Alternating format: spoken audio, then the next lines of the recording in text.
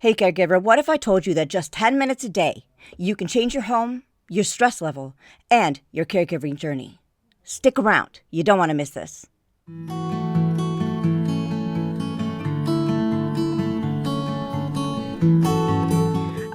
Let's talk about, we're going to shift to practical advice for caregivers now, put meat in the middle, because a lot of caregivers these days that are caring for loved ones are caring for children in varying stages of growth and then their loved ones. So they are that meat in the middle of the sandwich. And then I switched it to MEET because we're going to meet together and strengthen each other. Um, and I know that, and you don't have to go into your personal story, but I know on top of owning your own business, you're also caring for a loved one. Plus you probably have a home and a family and, trying to sleep and eat in the middle of there too. So you are very perfectly aligned to speak on all of this. What are some simple things that caregivers can do maybe in a 10-15 minute window? Not actually every day, but here and there to help them clean their own home when they don't have time. Yeah, same strategy, really. Just break it down into smaller pieces because then our brains don't get so overwhelmed with thinking, oh my gosh, I got to do all of this today. If you put your house on a cycle, a schedule to be like, and many times I teach my clients that I'm like, okay, so maybe Monday is the day that you focus on your kitchen. Maybe that's where you're going to declutter the surfaces. You're going to find out what things you need to keep and not keep, which trash, recycle. A lot of times too, when I'm sorting with clients, I'll have a box called relocate. And that just means when you're working in that space, you're going to put items into that relocate box that don't belong in that space. So in the kitchen, oh, I found a hammer. Why is my hammer in the kitchen? Put it in the relocate box. And once you've hit your time limit, let's say you worked in there for 30 minutes, or sometimes it can be an hour if you got that much time. Once you have that relocate box and you have those things in there, at the end of the time that you're working, just go walk those things around to the spaces in your house. So the hammer, oh, that goes in my toolbox that's in my garage. Walk that around to the area. Oh, I found a bunch of medications that belong in my bathroom. Okay, walk that around.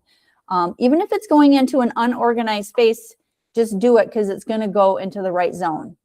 And then Tuesday, let's say that is working on your bathroom. So then when you work on a drawer in your bathroom, then you know that you're addressing that space on that day of the week. So you just make yourself a schedule, and you know you're going to hit every room within the week.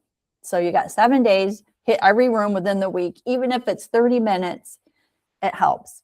And there's this statistic out there that we spend 40% less time cleaning when we don't have clutter to move around. Wow. 40%. That's a big time saver. Yeah.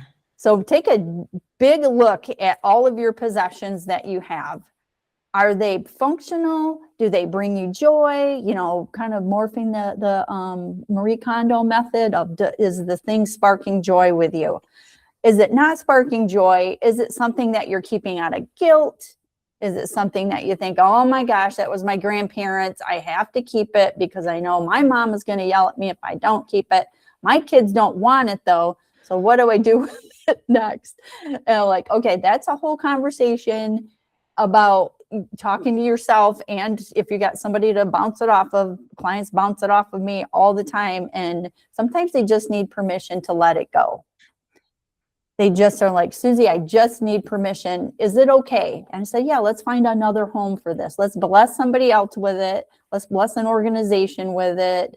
Whoever can use this item. Because if we know, and we've asked everybody in the family that's not going to be able to use that item, we'll just get it to somebody that will use it. And it's not going to be taking up your valuable storage space. But declutter as much as you can your spaces, because it is going to make your cleaning so much faster. And when your loved one asks, where's that item? Just play dumb. I don't know. I don't know where. Just don't go to the Goodwill on 13 Mile Road. Yeah, right. Be like, okay, let's talk about something else. Right. Or I don't ever lie to my clients. What I'll tell them is, hey, we have to really think deep dive on this. Is it something that is really meaningful to you in your life? Because you only have certain amount of storage space in your home, and it's all valuable space. How are you using it to your advantage? And if you're keeping things out of guilt or a lot of question marks on things, then it is making that space stagnant. And we want it to be the most beneficial, flowing space as much as possible, and where it doesn't bring you mental clutter. Because when you do have a lot of clutter out in your spaces, it becomes a to-do list that's looking at you nonstop. And it's a lot of heaviness. A lot of my clients talk to me about the weight of clutter. And I actually just wrote a blog article on NAPO.net about the mental weight of clutter and how it impacts us every day when we have so much of it around us. Well, you just brought up two big things. First, the emotional end of it and separating yourself from things that you really don't need. They're just weighing you down. And then you also brought up your blogging. So allow me to transition a little bit to the emotional side of these things in our lives. I can't thank Susie enough for that wealth of information. My goodness, it is really life-changing. I would like to invite you back next week because we will be talking about helping our loved ones and ourselves sometimes let go of that stuff we just love, but we don't have room for. You are part of a wonderful community, and we are so glad you're here. Now, just know you are loved, you are appreciated, you are needed on this planet. And you know what? I wish you blessings. If you are ever going through a time where you feel that you can't go on, that things are too overwhelming, and you just don't have it in you anymore, I want you to call the crisis hotline before making any major life-altering decisions. That hotline is 988 in the United States, or you can text 741-741. Please, before you make any life-altering decisions, call those numbers, get the help that you need, and know that you are loved, you are appreciated, you are needed on this earth, and that you are part of an amazing community.